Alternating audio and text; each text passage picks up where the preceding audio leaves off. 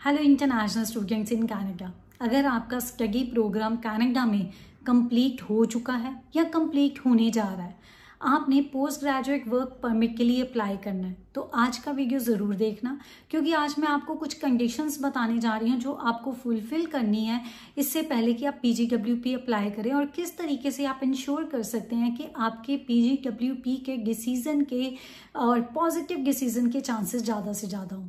सो detailed information के लिए video को अंत तक देखना है। ऐसी अपडेटेड इन्फॉर्मेशन के लिए हमारे यूट्यूब के चैनल को सब्सक्राइब करना है, और हाँ, इंस्टाग्राम पे हमें फॉलो ज़रूर करना है आपने। सो स्टूडेंट्स, सबसे पहले बात करते हैं कि क्या आप एलिजिबल हैं PGWP के लिए। ऑफ कोर्स यस, अगर आपने उस DLI से अपना प्रोग्राम कंप्लीट किया है जिसमें IRCC एलिजिबल रखती है प्रोग्राम्स को फॉर PGWP। इसके लिए आप IRCC की वेबसाइट पे जाके चेक कर सकते हैं, आपके लिए इजी रहेगा। वहां पर अगर यस आता है मीन्स यू आर एलिजिबल। दूसरी बात है, आपने वहां से फुल टाइम स्टडी किया हो, आपका प्रोग्राम का जो लेंथ है वो 8 मंथ्स होना चाहिए। Guys, most of the diploma programmes जो 8 मंथ्स मीन्स 2 सेमेस्टर्स के हैं, तो उस केस में स्टूडेंट्स को 1 ईयर का मिलता है। एक्सेप्शन है मास्टर डिग्री वालों के लिए, रिसर्च प्रोग्राम वालों के लिए, और बाकी सबको 1 ईयर का स्टडी, 1 ईयर का जो है PGWP मिलता है। अगर उन्होंने 2 ईयर्स का स्टडी किया तो अप टू 3 ईयर्स का PGWP मिल जाता है। सो ये आपके लिए जो प्रोग्राम की ड्यूरेशन है, आपका प्रोग्राम कौन सा है, आपने कौन से प्रोग्राम में कौन से लेवल में पढ़ा है, वो मैटर करता है। उसी के साथ आपको जानना ज़रूरी है कि आपका जो प्रोग्राम है वो लीडिंग टू डिग्री, डिप्लोमा और सर्टिफिकेट होना चाहिए। क्यूबेक में कंडीशंस अलग हैं।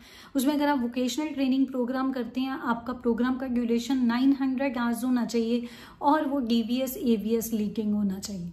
क्यूबेक की कंडीशंस थोड़ी सी अलग हैं। सो जो स्टूडेंट्स क्यूबेक में पढ़ रहे हैं उनको एडिशनल रिक्वायरमेंट्स चेक कर लेनी है, वहाँ की गवर्नमेंट की वेबसाइट में जाके, IRCC की वेबसाइट में जाके चेक कर सकते हैं, बहुत ज़रूरी है आपके लिए। अब बात करते हैं जो स्टूडेंट्स, जैसे मैंने बोला फुल टाइम स्टडी कर रहे हो, कोई उनका स्टडी गैप ना हो पढ़ते समय, ठीक है। जैसे आपको 2 साल का प्रोग्राम यहाँ से मिला है, आप 2 साल कनाडा में जाके पढ़ते हो, उस टाइम पे आपने 2 साल में जो आपको टर्म ब्रेक मिली है वो तो ऑब्वियसली एजुकेशन प्रोवाइडर की तरफ से है, लेकिन आप जब पढ़ रहे हो आपने खुद अपनी तरफ से कोई ब्रेक ना लिया हो। अगर किसी कारणवश, may be medical emergency, may be family problem, किसी भी बहुत ज़्यादा एक्सट्रीम कंडीशन हो गई है, कोई एक्सट्रीम सर्कमस्टांसेस हो गए हैं, आपको लीव लेना पड़ रहा है, उस केस में आपको DLI और IRCC को इन्फॉर्म करना है, क्योंकि ये चीज़ें आपके वर्क परमिट के डिसीजन में अफेक्ट कर सकती हैं। उनको इन्फॉर्म करना है। लीव ऑफ एब्सेंस आपके पास होनी चाहिए, फिर आप वर्क परमिट अप्लाई करते हो, उस केस में आप लीव ऑफ एब्सेंस लगा सकते हो। सो ये गैप से रिलेटेड बहुत इंपॉर्टेंट इन्फॉर्मेशन है। गाइस, अगर आप अप्लाई करते हैं, एजुकेशनल क्रेडेंशियल्स मैटर नहीं करते, लेकिन जो मैं 3 डॉक्यूमेंट्स आपको बताने जा रही हूँ उनमें से कोई एक डॉक्यूमेंट आपने बताना ही बताना है, वहाँ पर ये मैंडेटरी है। सो सबसे पहले ऑफिशियल लेटर जो आपके DLI से आया हो, आपको अगर मिल गया है कि आपने प्रोग्राम कंप्लीट कर दिया है, तो आप अपने वर्क परमिट की एप्लीकेशन में डाल सकते हैं इसको। दूसरा आ जाता है आपकी ऑफिशियल ट्रांसक्रिप्ट। अगर आपके पास ऑफिशियल ट्रांसक्रिप्ट आ गई है तब भी आप इसको अपनी फाइल में अटैच कर सकते हैं।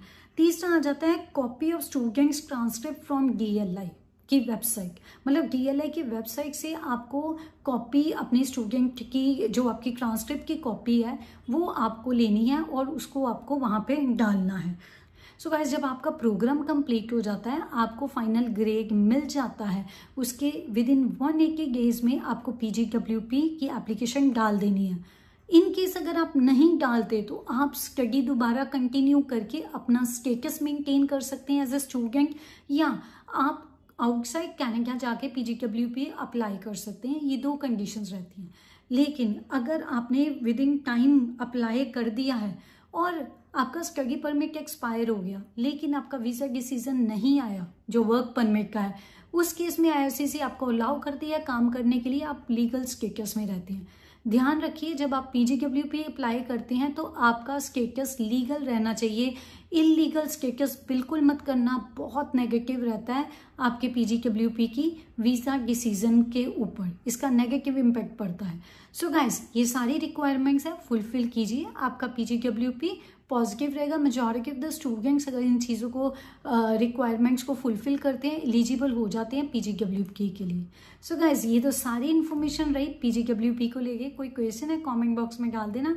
ऐसी अपडेटेड इन्फॉर्मेशन के लिए हमारे यूट्यूब के चैनल को सब्सक्राइब कीजिए और इंस्टाग्राम पे हमें फॉलो ज़रूर कीजिए।